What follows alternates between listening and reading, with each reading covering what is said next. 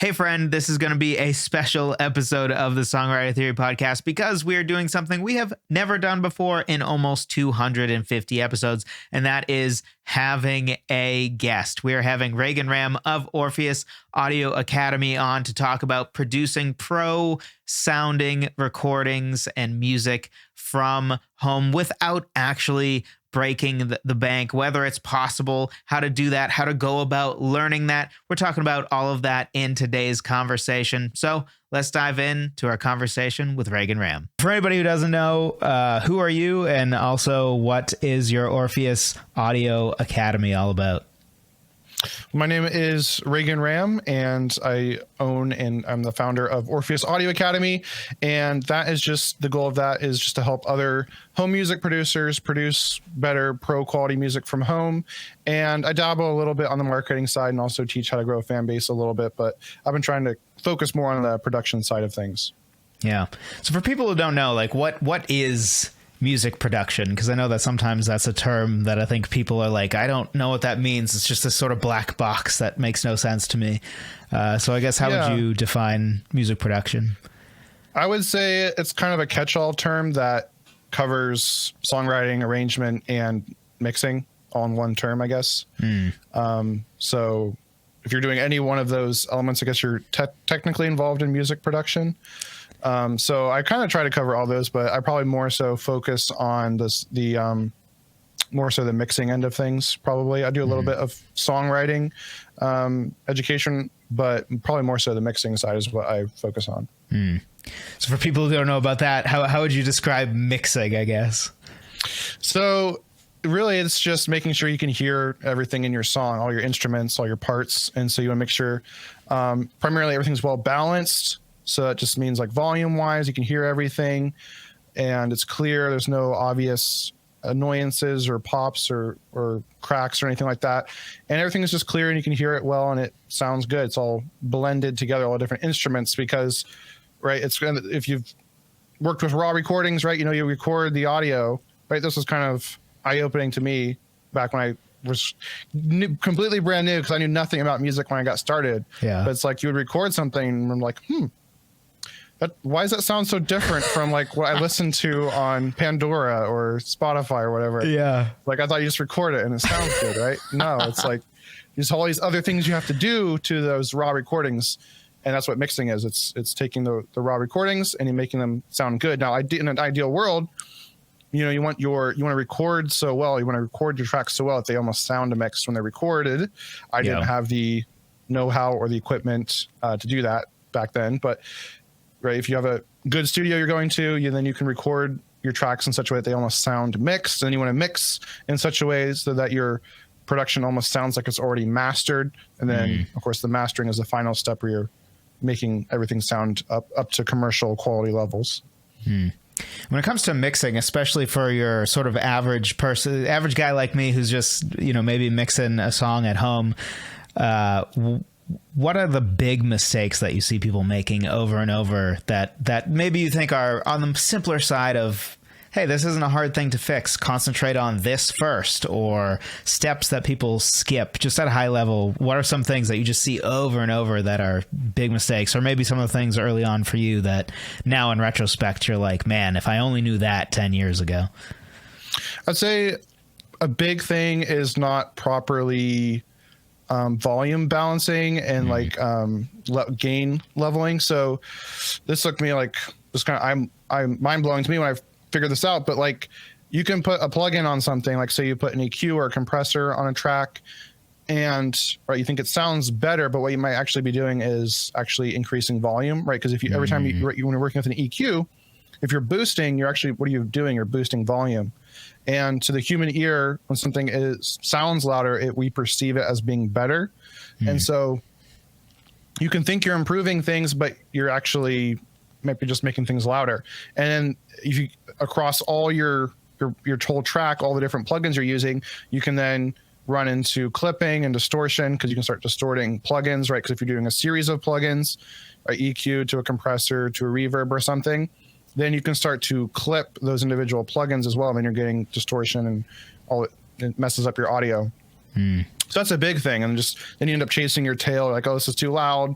So I'm going to turn this down, and something else is too quiet, and you turn that up, and now that's too loud again or too quiet, and you're just kind of going in circles. So that's a big thing, and that also kind of dovetails into, I guess another big mistake is just not having a system in place where you're kind of just like willy-nilly going through and like, oh, I want to hear more of this, or now that I'm going to turn that down, and you just keep going in an endless loop and you're never finishing any mixes.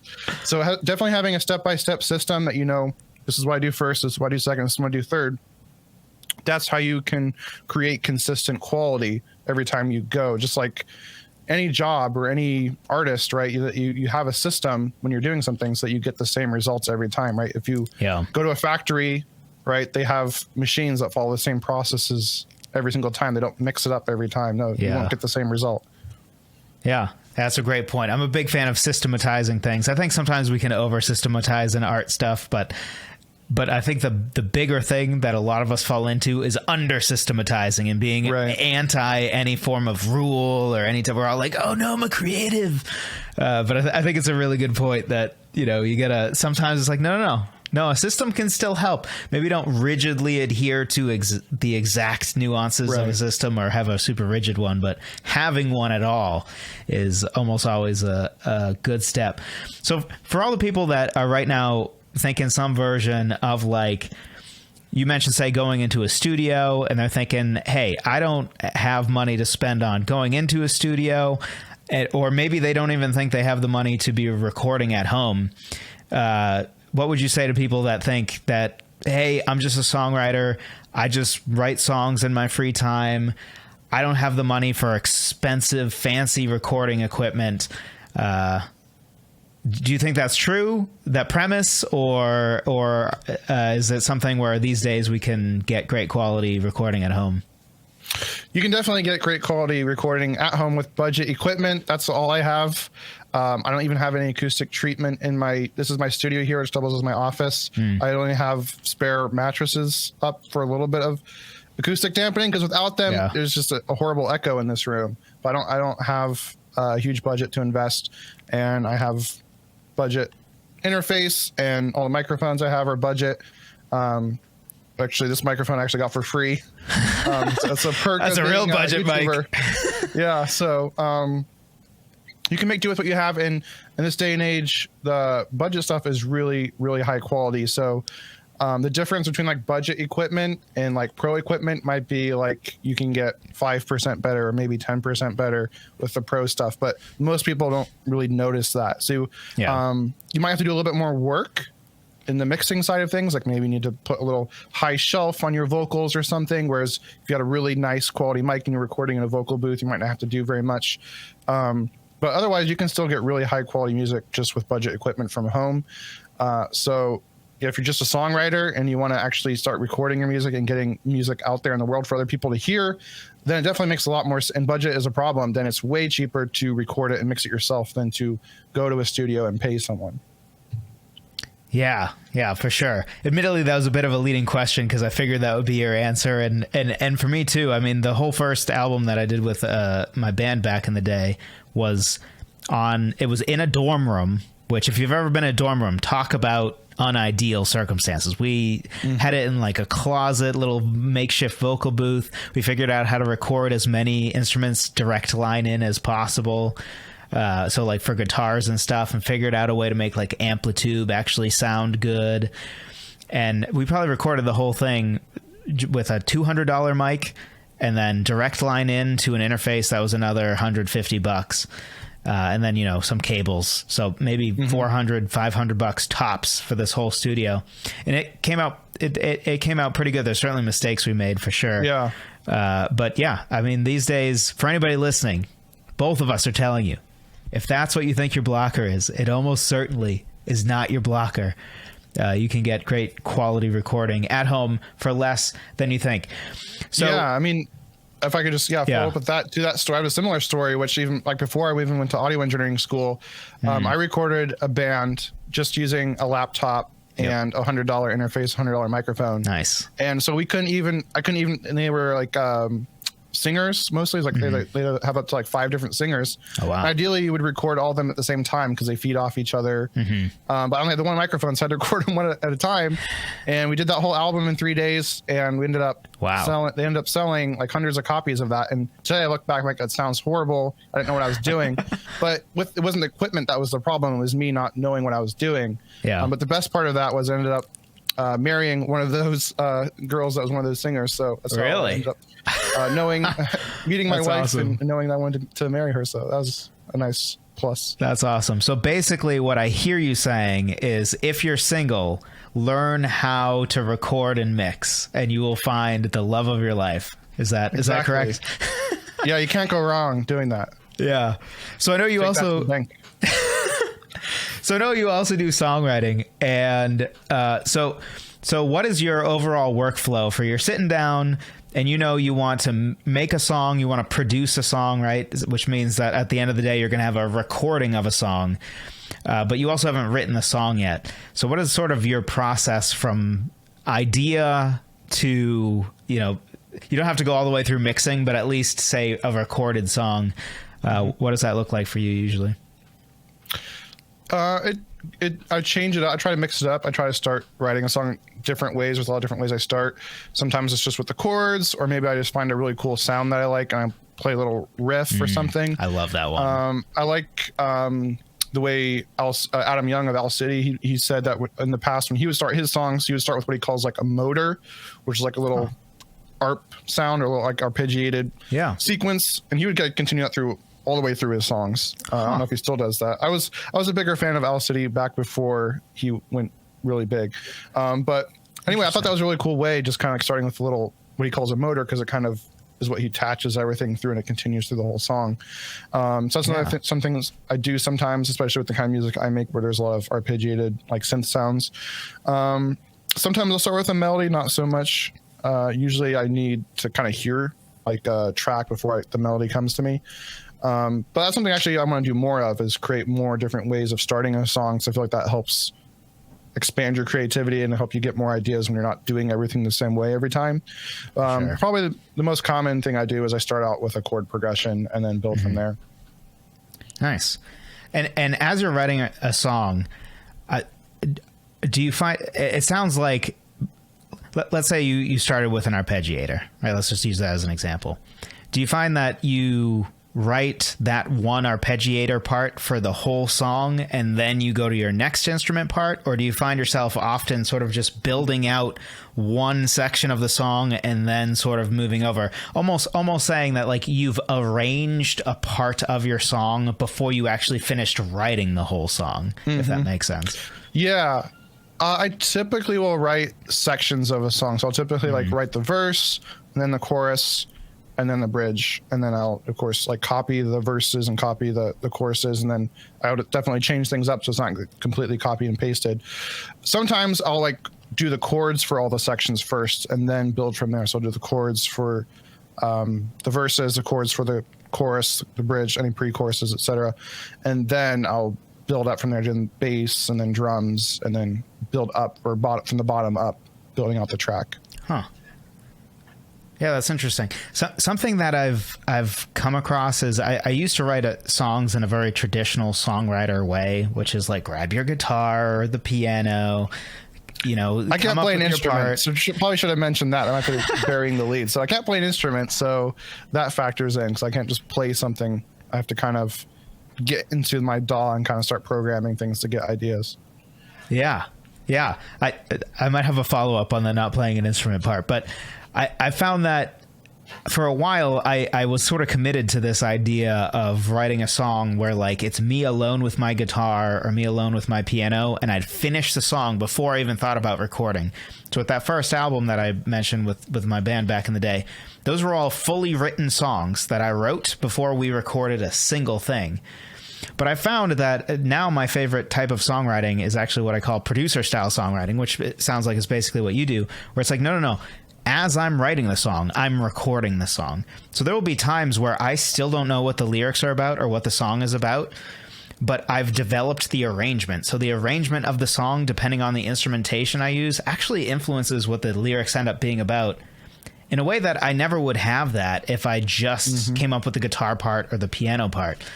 So do you find that often it's easier for you to come up with sort of maybe what a lyric might be about because of just the basic chord progression and melody, or is it something where you feel that the sounds of the song often influence the direction of the song, or how do you think through that?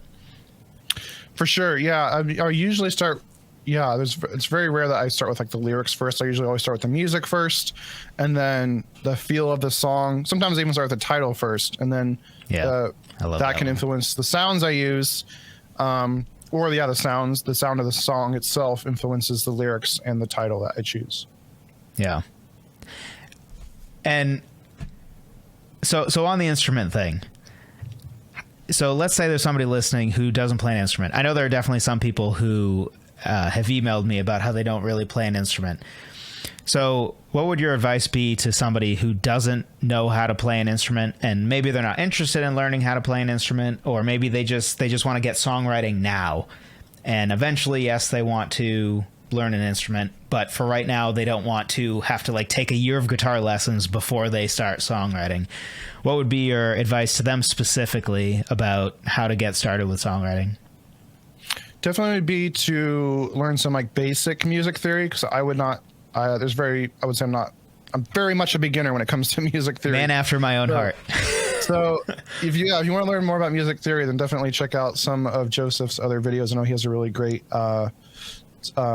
song music theory checklist or guide that you should check out too. But I know a little bit.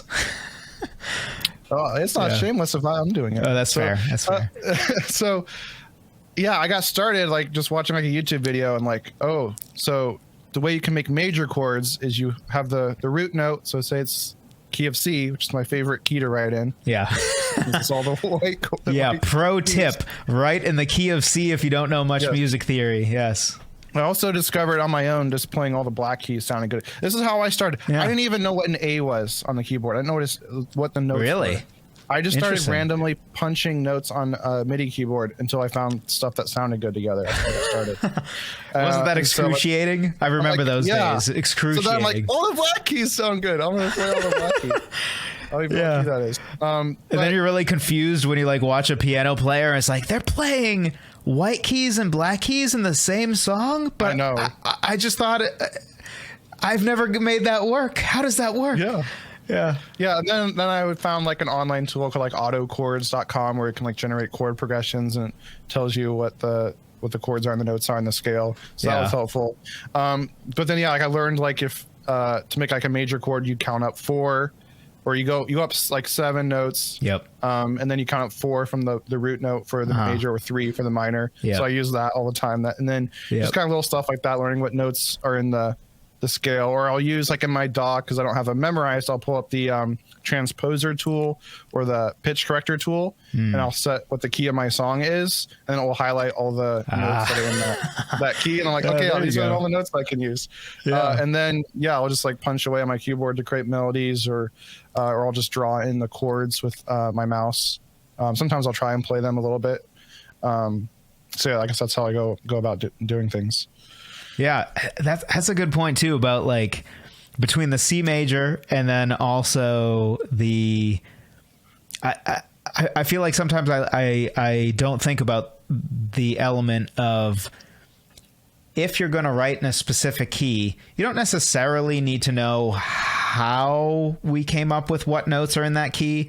So let's say you're writing a song in D major. I think it's helpful if you understand the underlying principles as to why D major has a C sharp and an F sharp and the rest of it is naturals.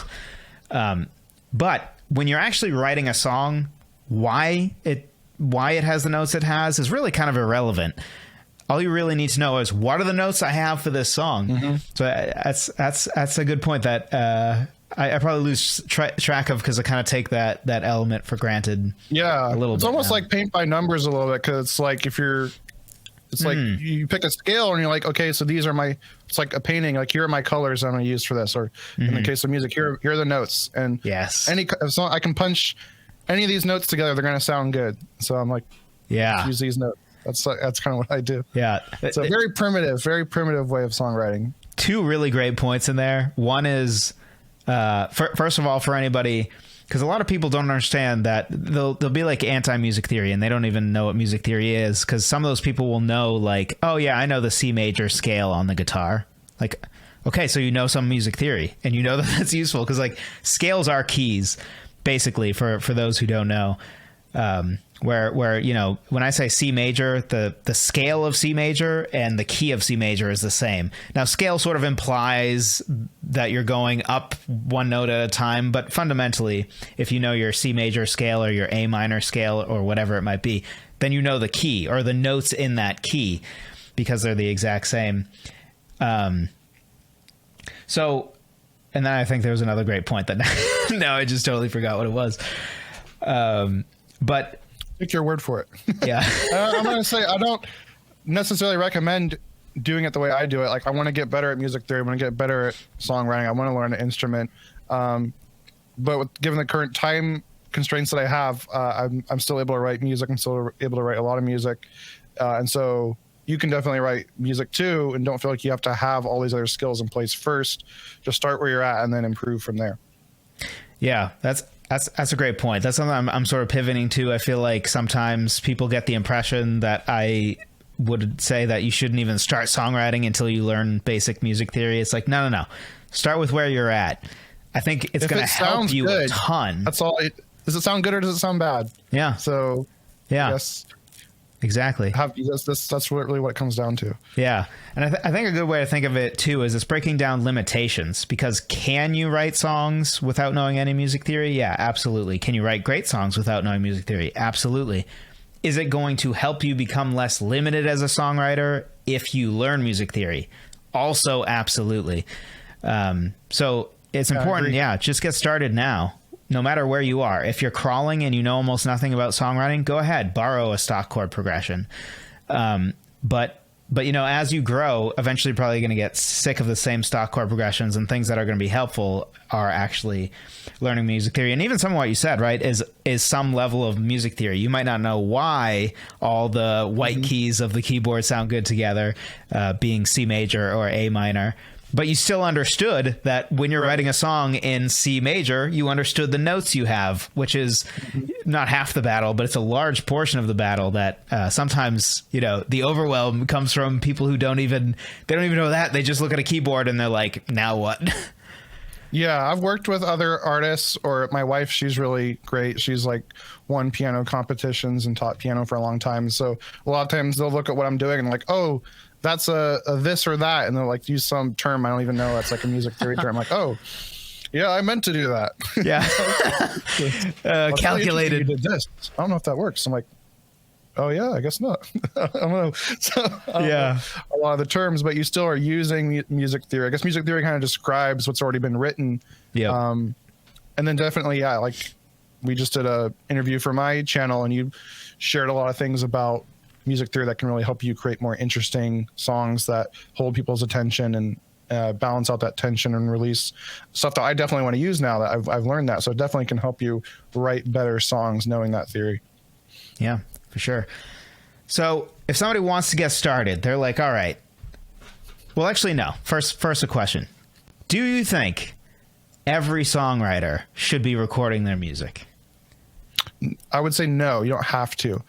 I would say everyone should at least do it a few times, at least know what it is, what's all involved in recording and mixing a song, because this was a big thing that we ran into. So when I went to audio engineering school, it was kind of half college, because right, it was an accredited university, you get college credit, graduate, get a diploma, all that. Yeah. But it was also an actual commercial working recording studio, and so part of our education, it was college, but also like an apprenticeship.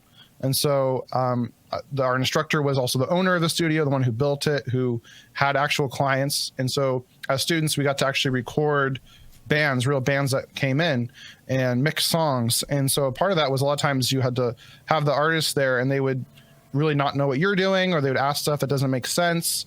Also, right, how do you, like, there's, you know, sadly, there's some people out there that are bad actors, but how do you know that if you don't know what goes into recording and mixing? How do you know that they're not ripping you off and saying it's taking me all this time, I'm doing all this or that, or if they're even doing a good job?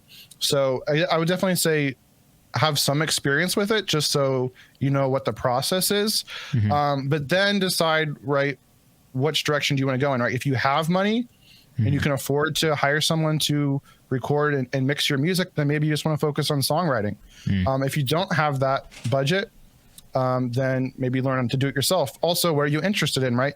For me, I really like mixing. It's really fun. I can get lost in it. It's something I really love doing.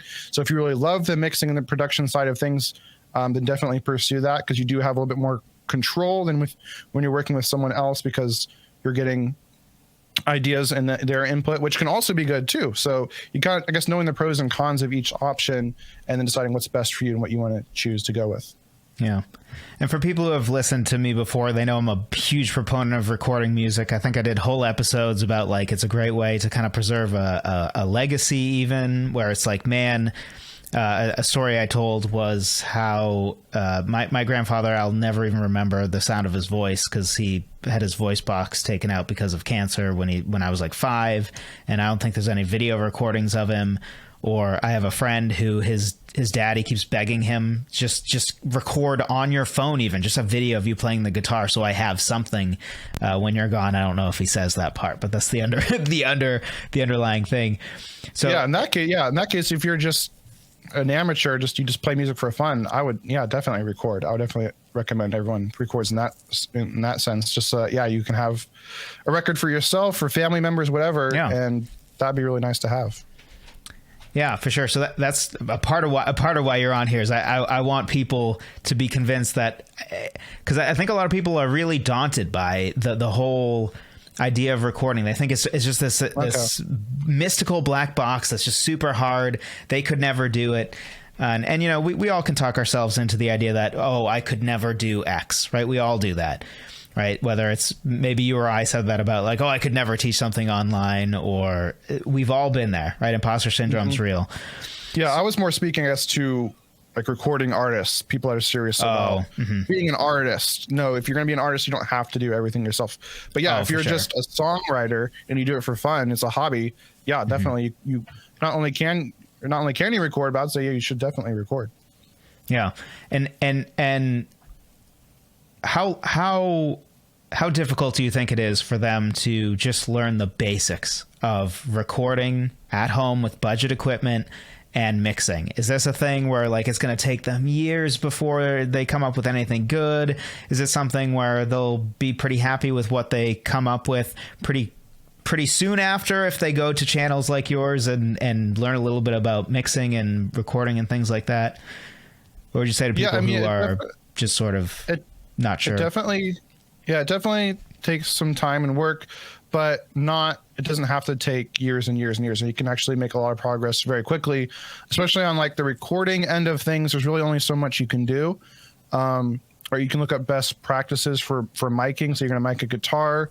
How do you want to set up your mics? Right. Maybe you only have one microphone. That makes it simple too. Right. And then for sure, there's different, you can watch tutorials, like, how do you mic a guitar? Or even better, you just put some headphones on and you monitor the mic as you're playing your guitar and see what sound are you going for. What do you want? If you put it more, towards the hole, you're going to have a deeper, boomier sound. And if you have it up towards the fretboard, then you're going to get more of a twangier, brighter sound. So you just move it around and see, how does it sound? What do you like?